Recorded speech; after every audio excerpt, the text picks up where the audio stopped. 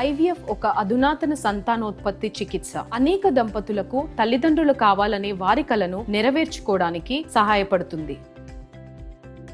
కోల్కతా ఘటనలో నిందితులకు lie detector పరీక్షలు చేశారు. కానీ వాళ్ళేం చెప్పారో మాత్రం బయటకి రానివ్వడం లేదు. కీలక నిందితుడు సంజయ్ రాయ్ శరీరంపై కొన్ని ఘాట్లున్నాయని సీబీఐ దర్యాప్తులో తేలింది.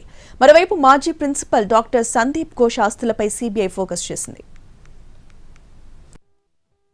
దేశవ్యాప్తంగా సంచలనం సృష్టించిన కోల్కతా వైద్యురాలిపై అత్యాచార ఘటనలో ప్రధాన నిందితుడు సంజయ్ రాయ్కి పాలిగ్రాఫ్ టెస్టులు చేశారు. కోల్కతా జైల్లోనే లై డిటెక్టర్ పరీక్షలు జరిపారు. ఇదే కేసుకు సంబంధించి మరొక 2 నిందితులకు సీబీఐ కార్యాలయంలో పాలిగ్రాఫ్ పరీక్షలు నిర్వహించారు. అయితే నిందితులు ఏం చెప్పారు అన్న వివరాలను మాత్రం సీక్రెట్గా ఉంచారు. ఈ కేసులో ఆర్జికర్ మెడికల్ కాలేజీ మాజీ ప్రిన్సిపల్ సందీప్ ఘోష్ బాధితురాలిపై అత్యాచారం జరిగినప్పుడు ఆ రోజు డ్యూటీలో ఉన్న మరొక 4 వైద్యులు సివిల్ వాలంటీర్కు లై డిటెక్టర్ పరీక్షలు నిర్వహించారు. ఆ వివరాలు కూడా బయటకు తెలియకుండా జాగ్రత్తలు తీసుకున్నారు. కోల్కతా అత్యాచార కేసుకు సంబంధించి కీలక విషయాలు తెలుస్తున్నాయి. ప్రధాన నిందితుడు సంజయ్ రాయ్ శరీరంపై ఘాట్లున్నాయని దర్యాప్తులో తేలింది. అతడి కుడి ఎడమ మోచేయితో పాటు తుంటిపై గాయాలున్నట్లుగా సీబీఐ గుర్తించింది.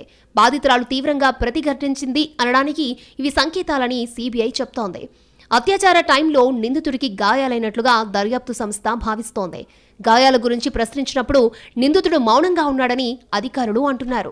ఇదిలా ఉంటే ఆర్జికర్ మెడికల్ కాలేజీ మాజీ ప్రిన్సిపల్ డాక్టర్ సందీప్ ఘోష్ ఆస్తులపై సీబీఐ దాడులు మొదలుపెట్టింది. మొత్తం 15 చోట్ల ఏకకాలంలో బృందాలు తనిఖీలు చేపట్టాయి. కాలేజీలో జరిగిన ఆర్థిక అవకతవకల ఆరోపణలపై సీబీఐ రైడ్స్ చేసింది. ఇప్పటికే డాక్టర్ సందీప్ ఘోష్పై కేసులు నమోదు చేసింది.